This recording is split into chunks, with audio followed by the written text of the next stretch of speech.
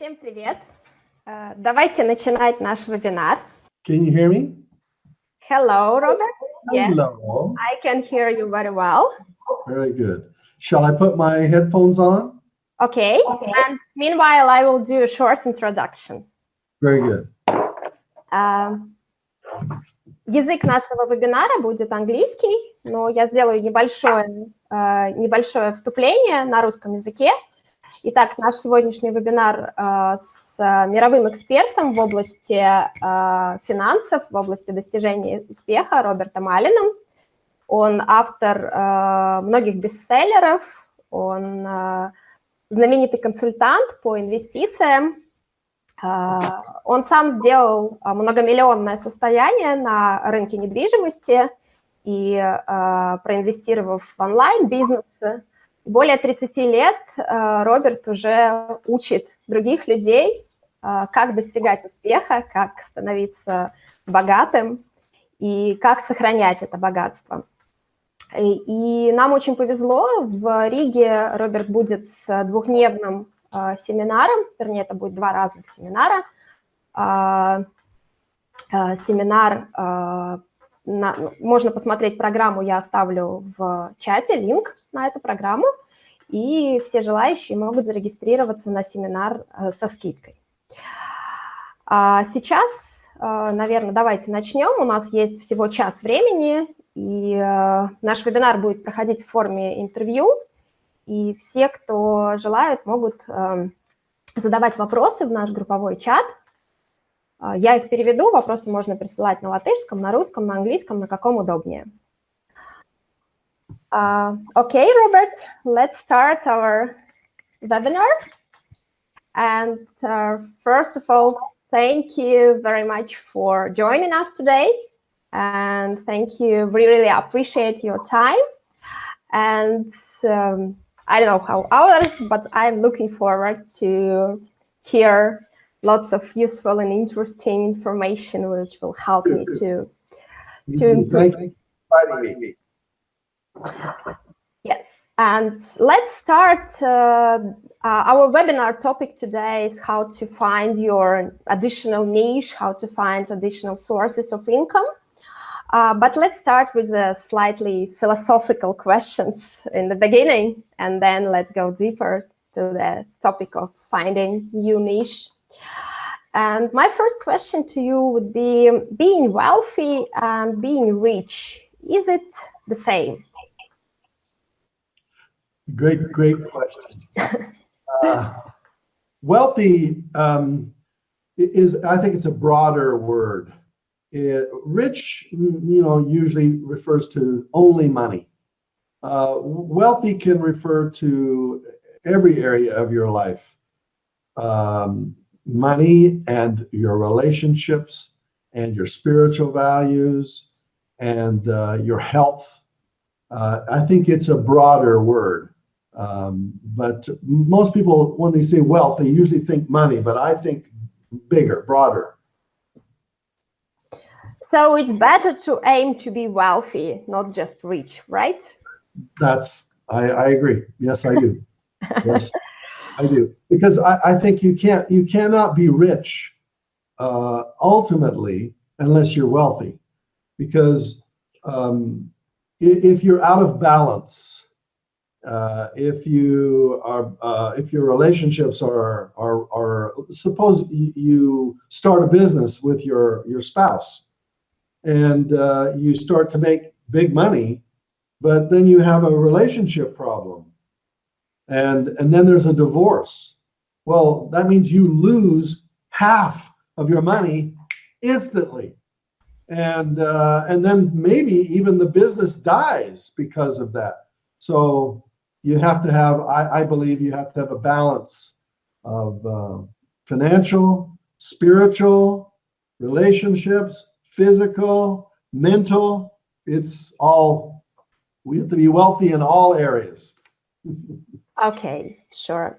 And why poor people are poor and rich people are getting even richer, they get more wealth? What is the secret? Well, let's just take what I call the bathtub theory of economics. it talks about how you bring money into your life. And most people bring money into their bathtub with a job, you know, and so they have job income, and they work for 50 years at a job, and it's usually what I call small, slow money. And usually the way most people are like this. 85% of the people in Riga, 80 to 85% are going to be employee minded. They want a secure, they want security, they want a long-term stream of income. They don't like risk, and so sometimes you know, when all the money they make goes right out the bottom, and they spend 100% of the money, and they have nothing left over. And sometimes they need to bring in another stream of income, and get 2 jobs, and I don't think that's smart, because when you're at a job, you have to be there. You have to physically be there. And then if you're not there, if you get sick, then the money stops. The money only flows if you are working. And that doesn't create wealth. That doesn't create riches. All that creates is a stream of money, but usually most of that's gone. Rich people think differently. They think that they want to bring money in, and they want to be entrepreneurs.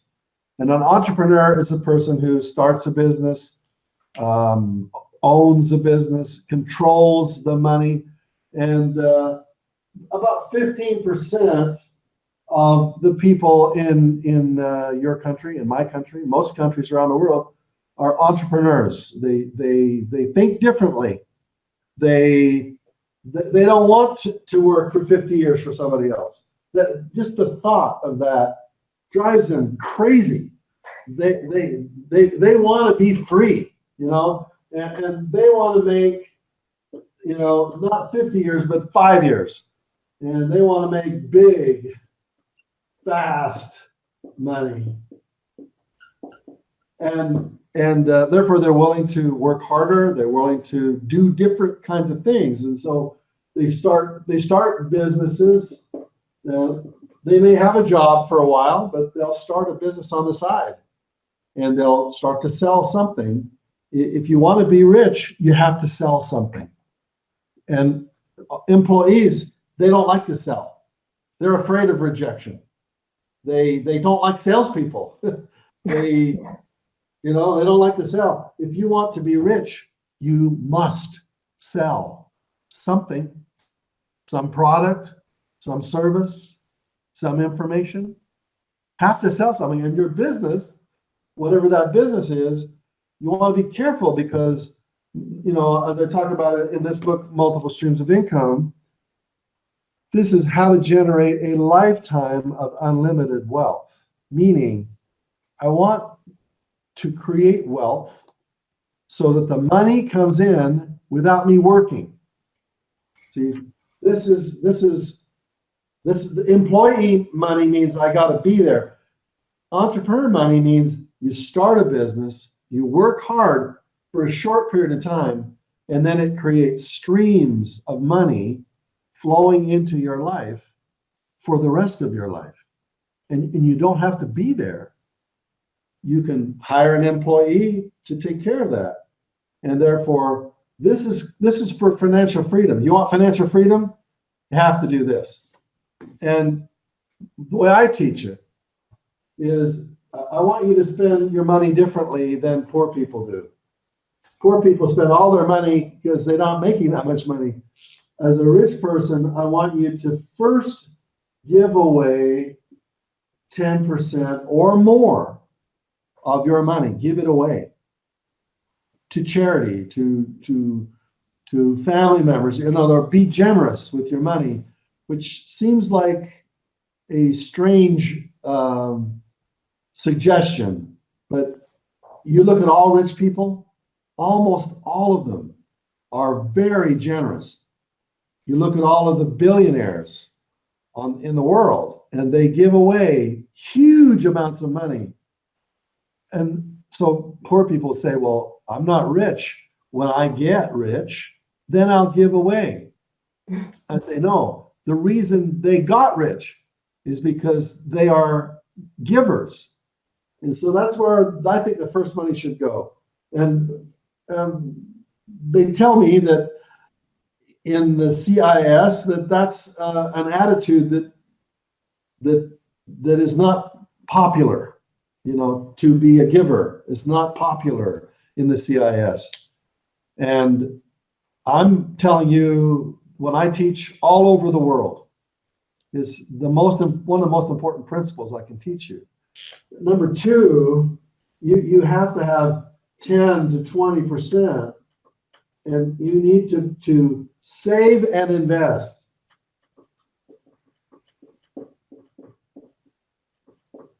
And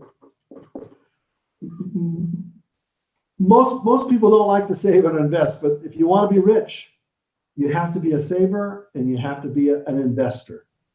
Invest in what? Invest in other businesses. You want to have multiple streams of income, meaning many businesses.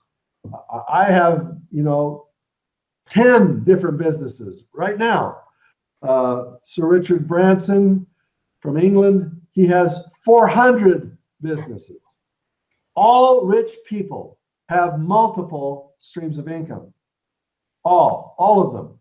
They all have many streams of income. That's why they're rich, because they start one business and they have the money from that, and they'll take that money and go start another business.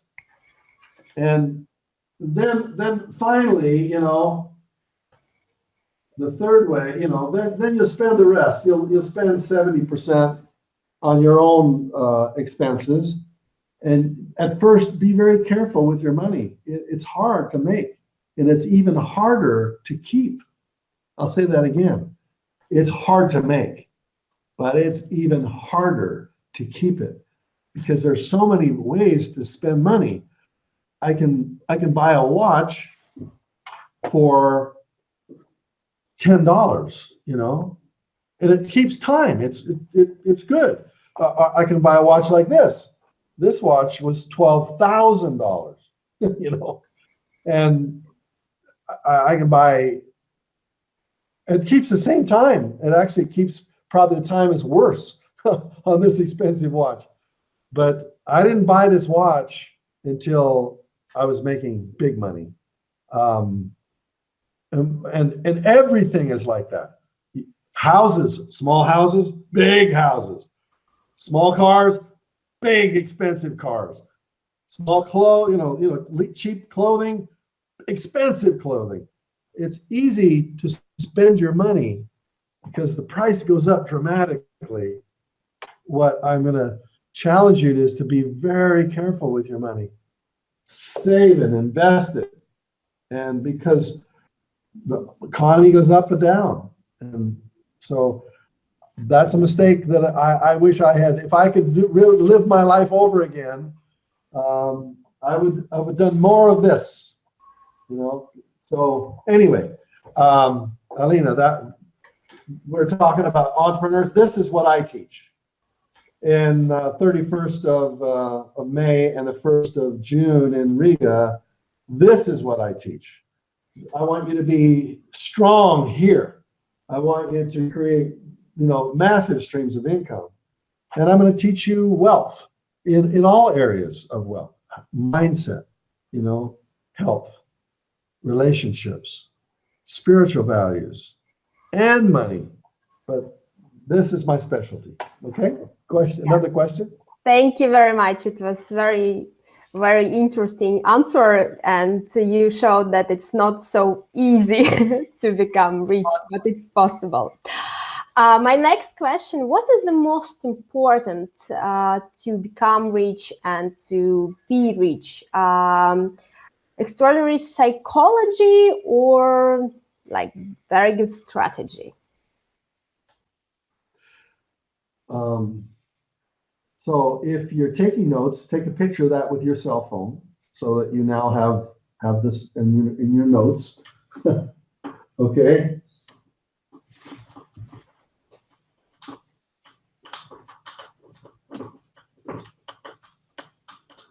There are three types of knowledge that are really important to succeed in anything. If you want to succeed in any area of your life, there are three types of knowledge that you need. And one type of knowledge is what I call system knowledge. That means, let's say the stock market. You want to learn about the stock market? Well, there are systems. There are how do you buy? How do you sell? When do you buy? When do you sell? What is your strategy, as you're asking? What are your techniques? It's all about how the system works. And you need to learn how the system works. In real estate, if you want to buy and make money in real estate, you have to learn the system. How to find the good deals, how to buy them with little money, how to sell them or rent them and make cash flow.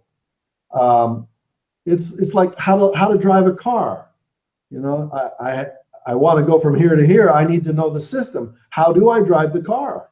And the next kind of knowledge is what I call people knowledge. And you have to deal with people, and they have to trust you. And that's hard in today's world. You have to build relationships, and you have to learn how to persuade people. Remember I said, you want to be rich, you have to learn how to sell? You have to learn how to persuade, because, you know, almost all entrepreneurial businesses require people interactions. And if you're bad with people, if people don't trust you, it doesn't matter how much you know about the system, because it requires people knowledge. And then there's what I call mindset knowledge. That's how you think, and how you organize yourself, and how you talk to yourself, how you persuade yourself, how you dream, and how you pursue your dreams. It's all personal stuff, you know. It's the way you think and the way you feel. It's the way you know, treat, how you organize yourself. So which of these three types of knowledge is the most important? And they're all important. You need all three, but which is the most important? So people, are they equal? Is it 33, 33, 33? No, when I ask this question around the world, this is my opinion. It's 10%, 25%, 65%. And which do I think is the most important? Mindset. Mindset. Which is the least important? System. People is important, but now I have with the can I be honest? Sure. When I come to Russia, I get some resistance, a lot of resistance from Russians. I haven't been to Riga yet, so I hope you think a little differently. But they say the mindset, we don't want to hear about mindset. Don't teach us how to think. Teach us how to make money. Teach us systems. And that's what they want. They want systems. But then they have difficulty using the system because they have fear. And that's mindset. And they get discouraged. That's mindset. In other words, they don't use the system because they don't think right. So you have to have all three. And I get strong resistance when I speak in Russia. They don't want to hear it. And that's why they're not as rich as they should be. Rich people think rich. Rich people have a mindset of richness and positivity and determination and persistence. All of that's mindset. So on this coming weekend, I'm going to teach 90% will be system. This is where I'll teach most here, but I will talk about mindset. It's absolutely essential. And we'll talk about persuasion. How do you persuade people? So you asked me what is more important. That's my answer to you.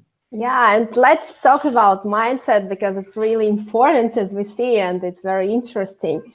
Our life is about our daily habits and routine, and it determines our life. And what are yours top 3 daily habits or daily routines which helped you to achieve success and to earn lots of money? So what are these? Well, that is a very insightful question, because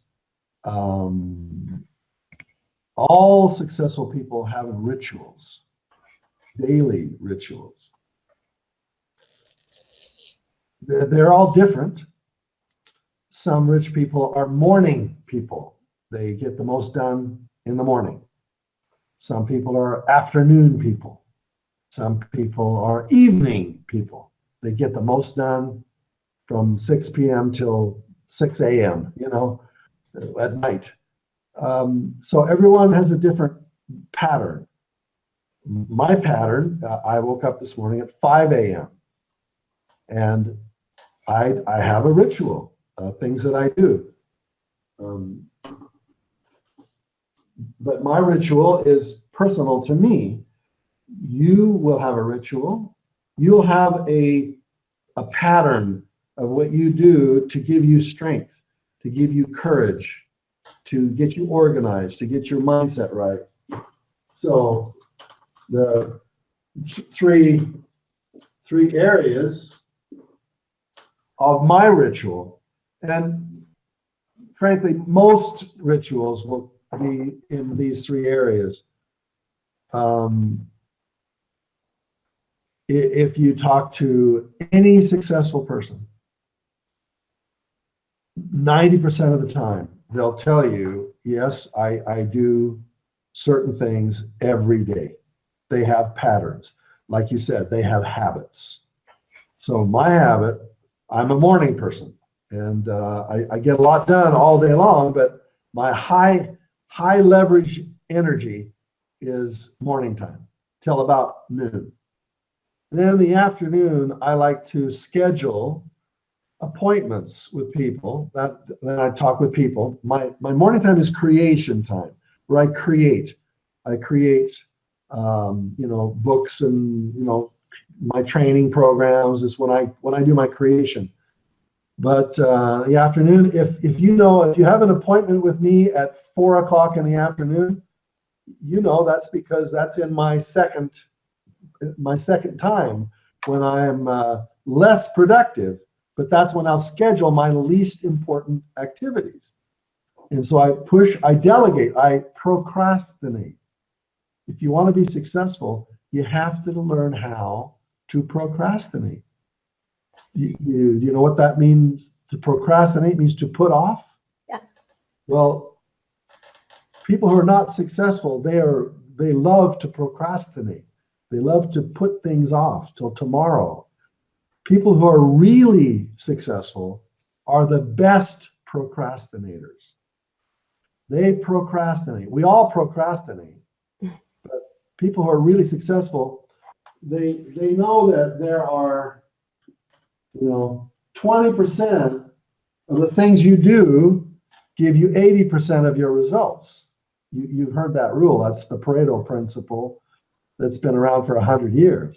And then 80% of the things you do give you 20% of your results. So that means that if you'll focus on these things, you'll get more done.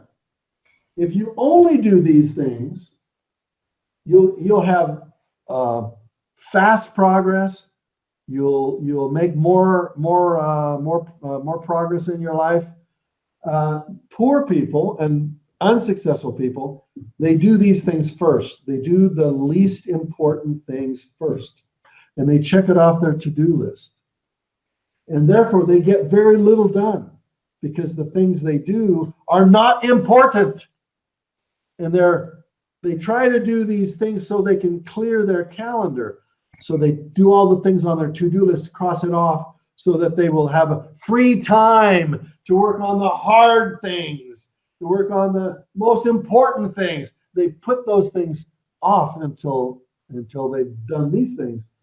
And therefore, at the end of the day, they don't have any energy left. And therefore, they procrastinate that till tomorrow. And the next day, they do the same thing. They work on these things first, and they put these things off. And therefore, they don't get things done. Me, I find my most important activities, I do those things first. I procrastinate everything else, like I just described to you. This afternoon is when I'll do the least important things. But during the morning, the hard things, the important things that require my energy, I do that in the morning. And so successful people, rich people, they do these things first, they do these things second. Poor people, they do things first, and they do this thing second. So for me, my ritual is the most important thing that I do. Therefore, I do it first. And I want to prepare myself for a good day. My mentor, Stephen Covey, who wrote the book 7 Habits of Highly Effective People, he was my mentor. And I was his student at the university, which is just an hour south of where I'm talking to you right now. I was his research assistant in as a professor at the Brigham Young University. And I had a goal in his class. I wrote down my goals. He inspired me to write down my goals. And I wrote my goal. I want to go scuba diving, swimming in the ocean. I want to go parachuting, jumping out of an airplane. And I want to write a book. Those were my 3 goals. And so in his class, I had a goal to write a book. Well, I graduated. I went into real estate. I started creating wealth. And then I wrote a book. I accomplished my goal. And it became a huge bestseller, #1 bestseller, million copies. It just really, really, really successful. And my mentor came to me and he said, I want to have a book like that. Will you look at my manuscript and give me some advice? And the manuscript was the 7 Habits of Highly Effective People. And so I got to help with that a little bit. I mean, it was his book, but I gave some advice on how to make it better. And then he hired one of my marketing people to help him market that book. So I have a little bit of credit for that book. Anyway, what he said is that the mindset is really important. It's really important. You need to have what he calls a daily private victory. And then you go out into the world, and then you have your daily public victory. And so the ritual, I call it the ritual. Some people will call it the regimen, or their habit pattern. For me, those 3 areas are brain, body, being. So for me, it's physical, and mental, and spiritual. That's my regimen. Spiritual values. Some people don't believe in God. Higher power. Some people call it higher power. Heavenly Father. Some people are Christians. Some people are Muslims. Some people are atheists. They don't believe in God. I do. It's a very important part of my daily ritual. But other people do not believe in a higher power. And that's okay. I say, let a person believe what they want. But you asked me what my ritual was.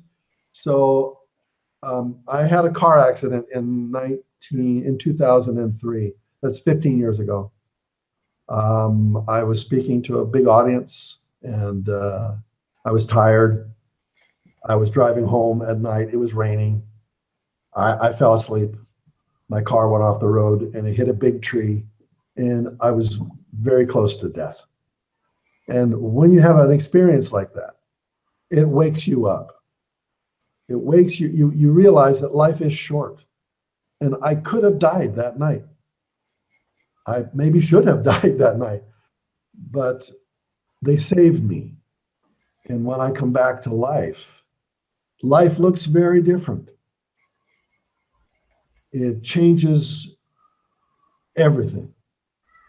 And maybe, most people haven't had that experience. So when I talk about my spiritual values, it's because I understand how short life is. And I said to myself, is God important to me or not? And I wasn't living like that. So I said, I'm going to start my day. When my eyes open up, the first thing I do is I study and read sacred words of scripture that speak to my soul. And I this morning, when I woke up at 5 o'clock, I went into my room and I read for about a half an hour. And it gives a big, broad perspective on the world and on life and on eternity. And then I went and exercised. So I spent some time on my being, and then I went and exercised, got my blood going, and did some treadmill work. And then the brain is planning. It's organizing your day, organizing your week, organizing your month, or organizing your year. And this kind of planning is a 5-year plan. So I do a 5-year plan. And so every day I want to look, what do I do today? What do I do this year? And what do I do in 5 years? And so as a planning regimen that I go through, that I'll be teaching in the Riga conference on the 31st of May and the 1st of June. I'll go into detail on that. How do you organize your life so you can get so much done? And I get enormous amounts done because of the way I've organized my thinking. And of course, it works for me and it works for people that I teach. But you asked what my regimen is. That's my regimen. And it takes about 2 hours. And when I'm done with my regimen, I am ready for the day. I know what to do. I know what not to do. I have energy. I have grounded, deep wisdom that I'm dealing with. My energy is focused, and I go do things, right? Like today, I'm talking to you at this time because I was ready for you. I was planning for you. I knew we were going to talk. And anyway, that's my ritual. Thank you, Robert. It's lots of rituals, and let's try to summarize. So the first ritual is the first habit you need to create is to find the time of the day when you have the most energy. Yes. And Yep. Yeah. So, and it's better to be morning or evening, or it really depends on you, right? For me, it's morning. Mm-hmm. But other people, you do your ritual during the time when you have the highest energy. So, like I said, some people are night people. That's when they are on, right? So you fit your ritual into your life that works, so make it works for you. Okay? And the second habit and ritual, you don't start your working day until you are done with 3 things. Yeah, the first thing is like mindset and gratitude and your relationship with God or with universe, and then you go to your body and you exercise, you train yourself to be better, and then you plan things for the day, for the month, and for the year, right? Yes. Okay. For the year and 5 years. And 5 years. Okay. I think most of the people skip this and just go and do things, and this is their mistake. To do hard projects, as an entrepreneur, you're going to start a business, and it requires sustained effort for a long period of time before you get the result. You know, an employee gets a check this week. They get immediate money, and they get hooked to that. An entrepreneur sometimes has to work for a year or 2 before they start to see the money. Sometimes it's money going out, and so it requires enormous focus and determination and persistence. But when you do, it pays off big time. The money at first is small and slow, but then it becomes fast and big. That's great. Let's switch to our today's topic about creating multiple incomes, finding additional niche for your business. What would be your advice for beginners, for entrepreneurs who just start their business? Is it better to in the beginning to have multiple things, or it's better to focus on one business and then to switch to another one after some level of success? It's a great question. First of all, what kind of business should you choose? I'd rather you ask that question. And then how do you relate to that business? How does it fit who you are? So first I'd like to start with you. What are your who are you? What talents do you have? What are your gifts? So the first question you want to ask yourself is what do I love to do? What do I love to do? What's my passion? And as you grow, as you get older and get wiser, you fit into certain things that you love to do, and you're passionate about it. You go into a bookstore, you're always going to the same section of the bookstore. You're always reading the same kind of books, reading the same kind of magazines, interacting with the same kind of people. You know, if you love animals, do you love plants? Do you love, what do you love? So it starts with that. You don't want to start a business, or you don't want to buy a business where it doesn't fit what your passions are, because other than that, it'd be like a job. I don't want a job. I don't want to have to go to a place where I don't want to be there. When I get up in the morning, I want to be there. Like today, I wanted to be here with you because I'm passionate about this. I love to teach. I love to teach people how to achieve financial freedom. I'm passionate about that, and I have been passionate about that my entire life. It's my song. I love to sing this song, and therefore I'll go all around the world and sing, I'll sing this song. I just got back from Kazakhstan. Friday I go to Tokyo, and then I'll come into Riga. So I go all over the world because I'm passionate about it. So I'm asking you, what are you passionate about? What are you good at? What are some of your talents? Things that you're good at, that you find easy to do. So what are you good at? What is your talent? What is your gift? What is something that your exclamation point? Not a question mark. You're an exclamation point because you're good at that. Another question is, what's important to you? What are your values? Well, you know, for some people, money is not important to them. They're not interested in money. They don't like money. They don't like money people. They're not interested. It's not important. And a few people, it's really important. If you're one of the 15% in the entrepreneur category, money is really important to you. Why? I don't know.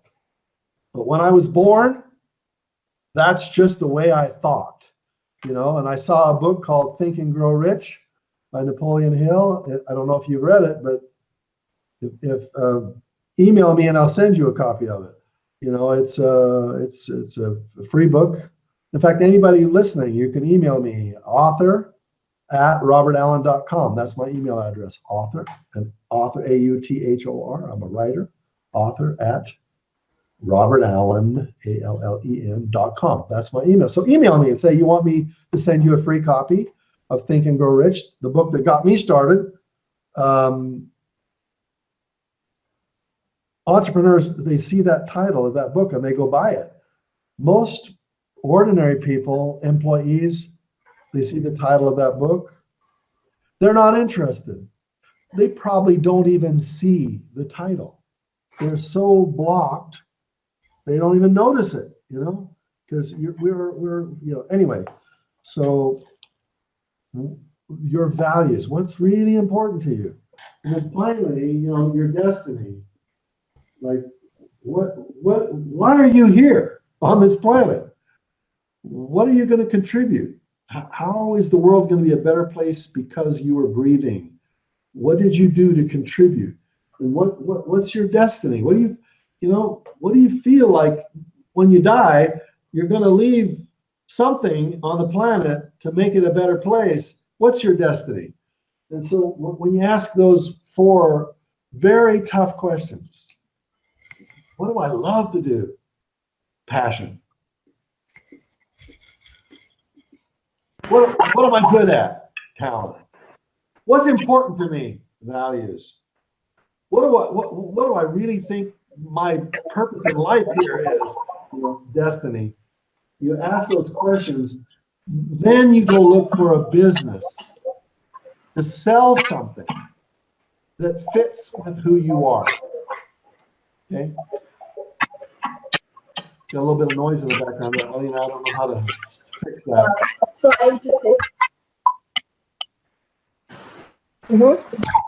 So I think I start here.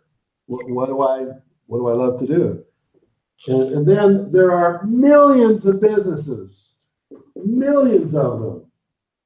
And so I want to find a product, some kind of a product, some kind of service where you help people, some kind of information, you're educating people. Are you providing a product to make their life better, to solve their problems? Are you doing something for them in a service where you're helping them? Like my accountant does my taxes for me. That's a service. I give him my taxes to do and he does it for me. That's service. Information is educating your customer somehow. You're going to sell one of those 3 things or a combination of those. And so you're going to find a business amongst all the many millions of businesses, and you're going to narrow it down to 3 or 4 types of business. Now, for me, at first, real estate was my passion. I just loved real estate. I liked that I could buy it with little money. I could rent it out to people and make a little cash flow. The property would increase in value. I liked ownership. I like real estate. It was a big one for me. And then I like to teach people. It's my talent. It's my gift. I'm passionate about it. It's important to me. I feel it's my destiny. Hey, I better write a book. I better teach a seminar. That's what I do. It's just because So it's one of the types of businesses. My multiple streams of income, these are the types of businesses I select for me. Yours will be different than mine, but they have to be a certain kind, a certain type of business. And let me give you we don't have much time here today, but let's just take the third richest man in the world. His name is Warren Buffett. Okay. He can buy any business he wants. He's a billionaire. He doesn't invest in the stock market. He buys businesses, like the whole business. And so the stock trades on the stock market, but he owns the business and the stock. He wants to buy certain kinds of businesses. What are the characteristics of the kinds of businesses that he buys? So I'm going to go into much more detail in Riga, but I'll tell you one of the characteristics. He wants repeat customers. And I want you to write that down because that's really important. Does the business have repeat customers? That means a customer that comes back again and buys your product again. The more often they buy it, the better the business. Sometimes they'll buy a car and then they own the car for 5 years. And then they'll probably go buy another kind of car. So that's not the right kind of business. That's not a repeat customer. Well, let's look at some of the companies he owns. He owns big chunk of Coca-Cola. Does that have repeat customers? Yeah, they have addicts. These are addicted to Coca-Cola. So they'll drink a Coke 1 or 2 or 3 times a day.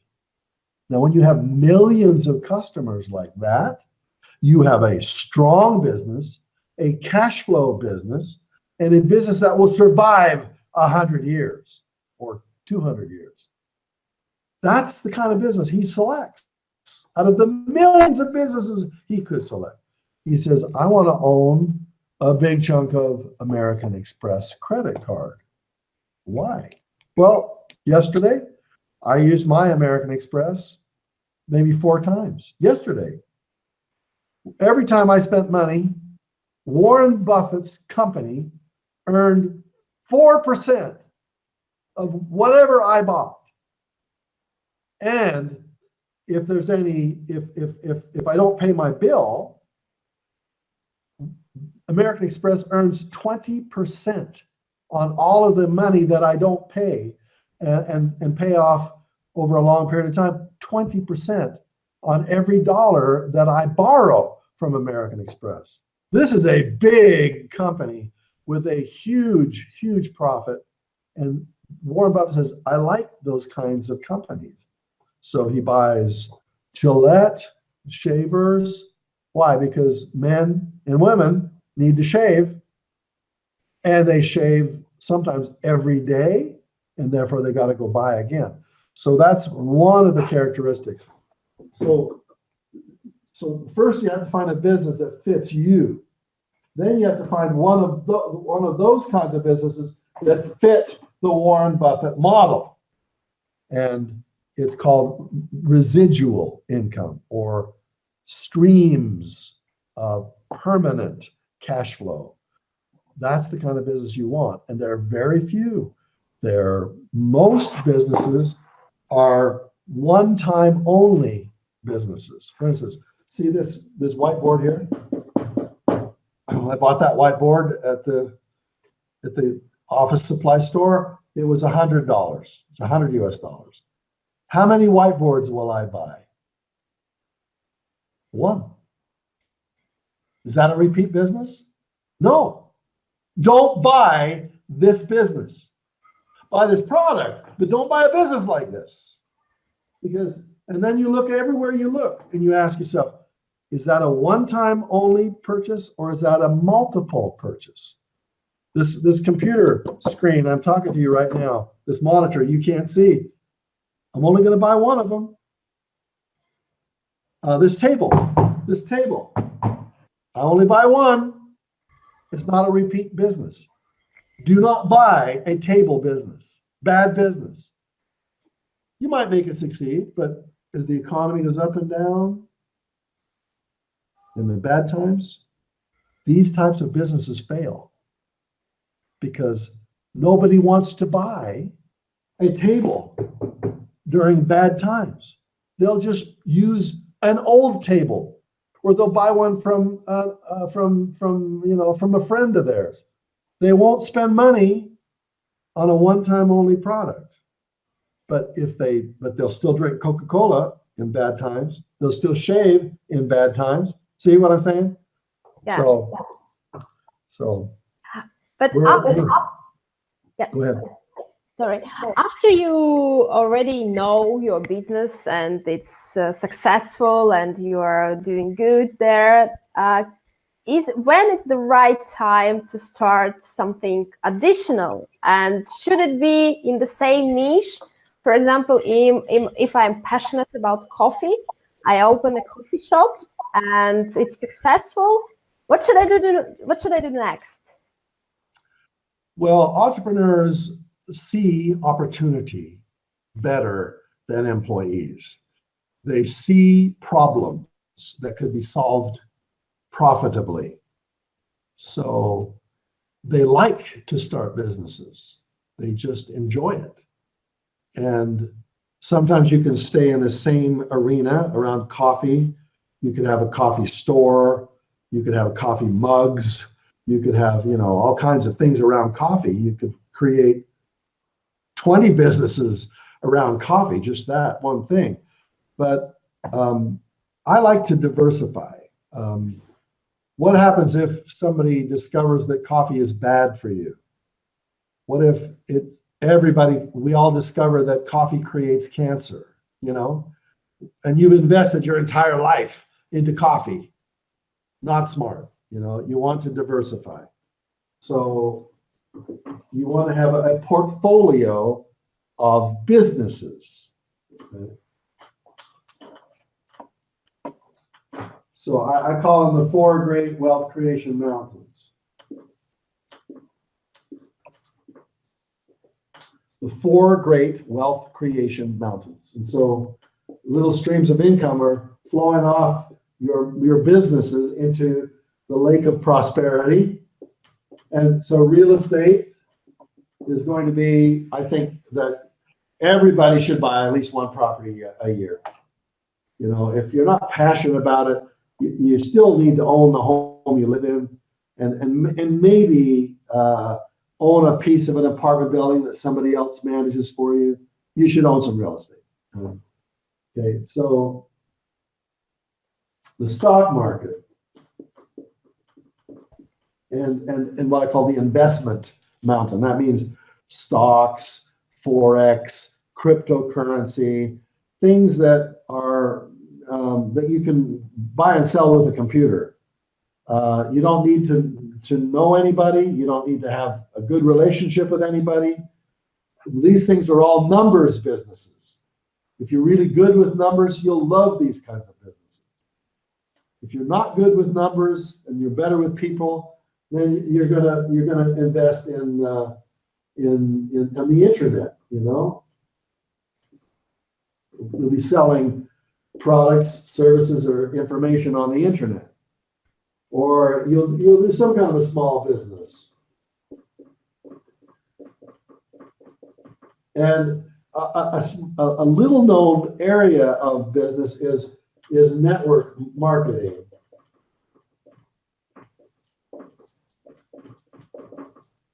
That is it's one of the streams of income from what I call a small business mountain or the business mountain. Some people, to get started, network marketing is a good way to get started because you learn the skills of selling and marketing, but eventually you'll own businesses, you'll have employees. But I like all these, and so I do all of these. I have streams of income from every one. The systems of every mountain are totally different. Real estate is totally different from the internet. So they all have a different system. So you have to learn the system. You have to, get good at it, and you have to start at zero with a new mountain. But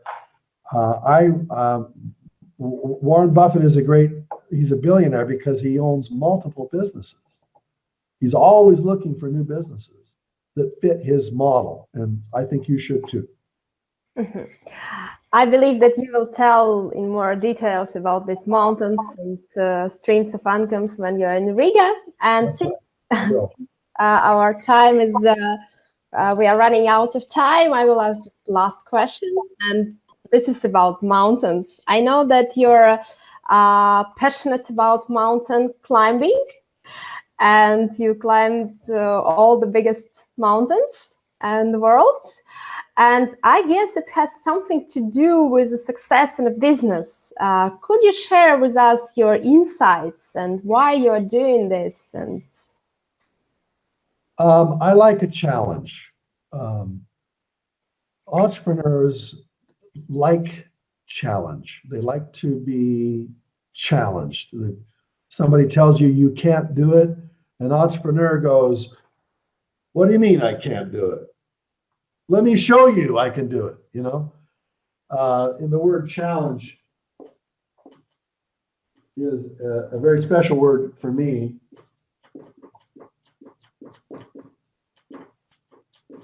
Because my name is in the middle of it. So I like a challenge. So a friend of mine said he had climbed Mount Kilimanjaro in Africa. And I thought, I'd like to climb Mount Kilimanjaro. How could I do that? So in 2006, I climbed Mount Kilimanjaro. And when I was younger, I was raised in Canada. There are a lot of mountains where I was at, so we climbed to lakes and did fishing, and I did a lot of hiking. So I like mountains. I do a lot of work in Tokyo, Japan, all over Japan. I love the Japanese people, and I love their country.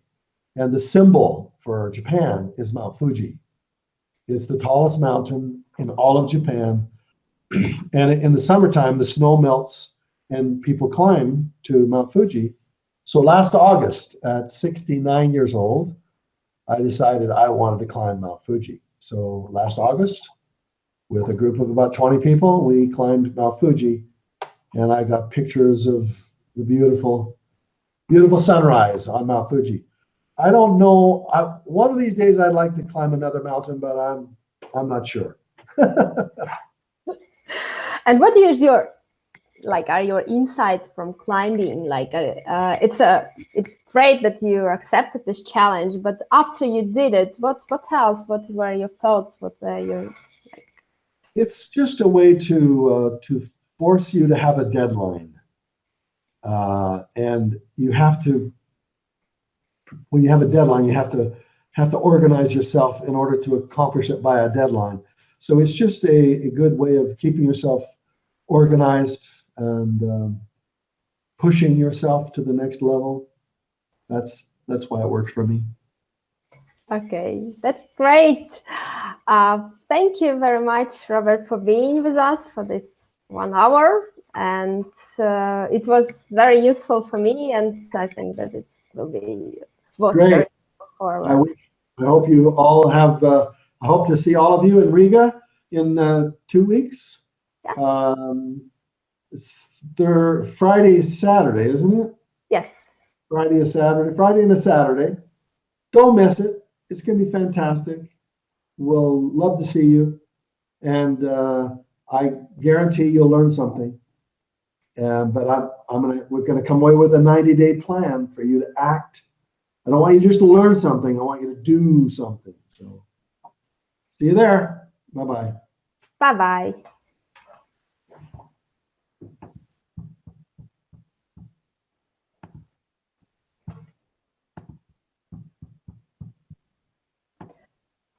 Друзья, спасибо большое вам за то, что участвовали в нашем сегодняшнем вебинаре. Я надеюсь, это было интересно для меня. Мне было очень интересно, и Я очень рада, что у меня будет возможность прийти и послушать Роберта лично, тогда, когда он будет в Риге. Если кому-то нужна книга, о которой он говорил, то, пожалуйста, пишите, мы пришлем всем линк на бесплатную книгу. И спасибо большое, что были с нами. Хорошего вечера.